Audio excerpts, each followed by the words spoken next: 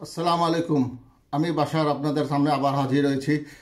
আজকে আমরা বলতে চাচ্ছি যে চারটি সংস্কার কমিশন আজ প্রধান উপদেষ্টার কাছে তাদের সংস্কার কমিটির প্রতিবেদন পেশ করেছে। আসুন আমরা দেখে নিই এ ব্যাপারে কি বলেছেন প্রধান উপদেষ্টা।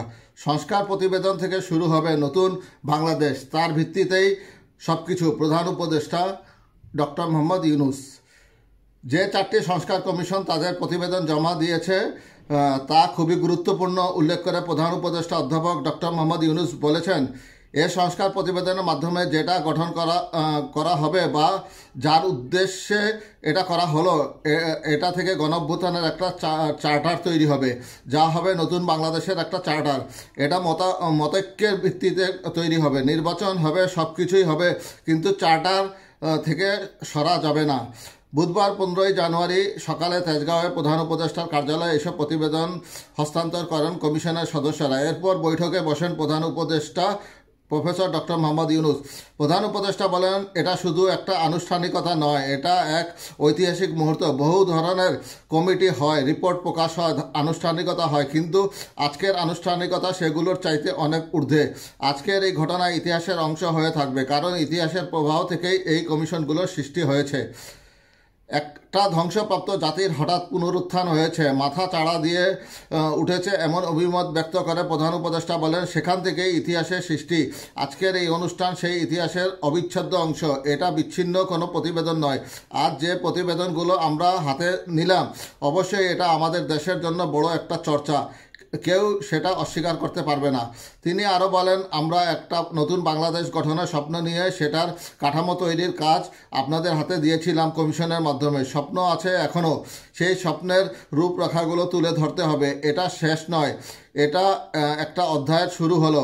স্বপ্ন এবং অভ্যুত্থান পরবর্তী তার যে যাত্রা, সেটা শুরু হলো।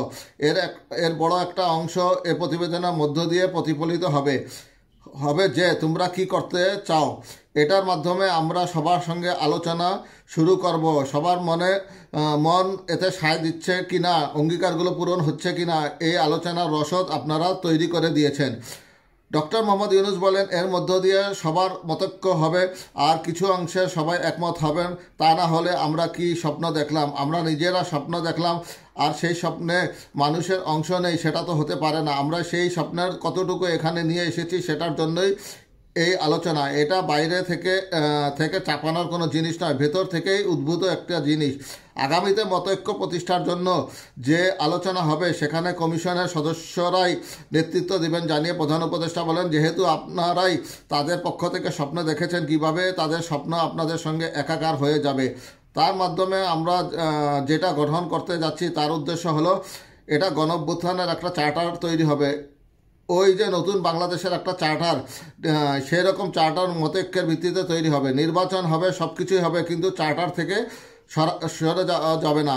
এই চার্টার থেকে যাবে ইতিহাসের অংশ হিসাবে। এটা আমাদের জাতীয় কমিটমেন্ট, এটা কোনো দলীয় কমিটমেন্ট না। আমরা আশা করছি সব দল এই চার্টারে সাইন আপ করবে। উপদেষ্টা বলেন, এটা বাংলাদেশি বাঙালি জাতির একটা সনদ, যে সনদ আমরা বুকে নিয়ে অগ্রসর হব। যত দ্রুত পারি, যত বেশি পরিমাণে এটা বাস্তবায়ন করতে পারি, তাতে আমাদের সবার মঙ্গল হবে।